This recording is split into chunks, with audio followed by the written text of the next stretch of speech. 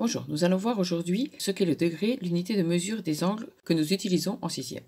Si je prends la grande aiguille d'une horloge et que je lui fais faire un tour complet, le temps écoulé sera de 1 heure. 1 heure, ça correspond à 60 minutes. Et si je veux transformer en secondes, 60 minutes, chaque minute fait 60 secondes. Au total, je trouve 3600 secondes. Donc, quand ma grande aiguille sur l'horloge fait un tour complet, il s'est écoulé 3600 secondes. Si je veux faire des marques tous les 10 secondes, au bout de 10 secondes, ma grande aiguille sera là, 20 secondes là, 30 secondes là. 3600 secondes par groupe de 10 secondes, je vais obtenir 360 paquets, 360 petites marques. Eh bien, chaque petit repère que j'ai toutes les 10 secondes, c'est ce qu'on appelle un degré.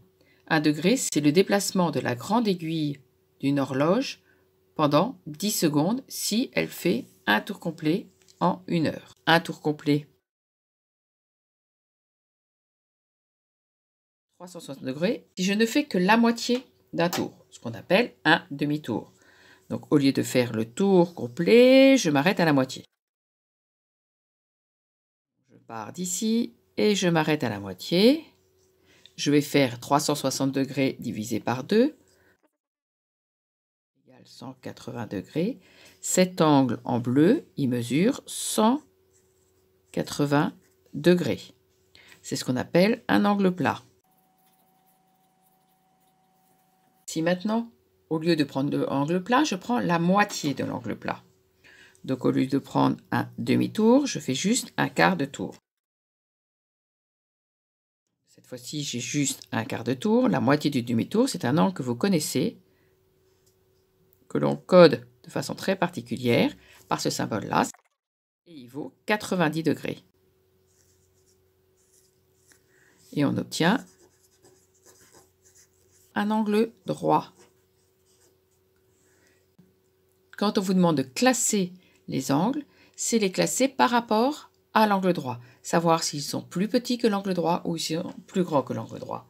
Si je prends un angle plus petit que l'angle droit, c'est-à-dire que je pars d'ici et je m'arrête avant d'obtenir l'angle droit.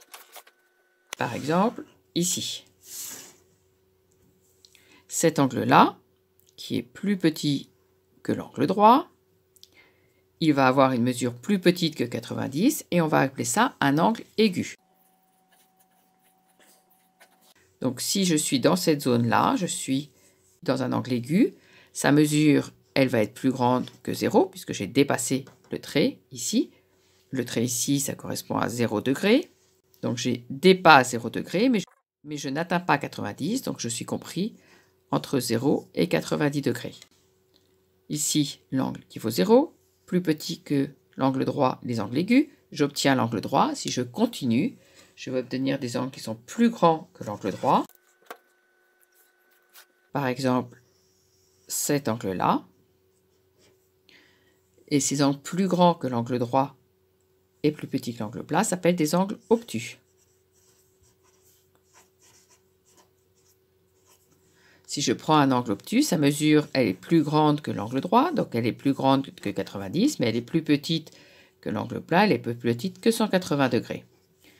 Donc quand on va vous demander de tracer un angle qui fait par exemple 53 degrés, vous allez dire 53 c'est compris entre 0 et 90, donc je vais devoir tracer un angle aigu, mon résultat doit être plus petit qu'un angle droit.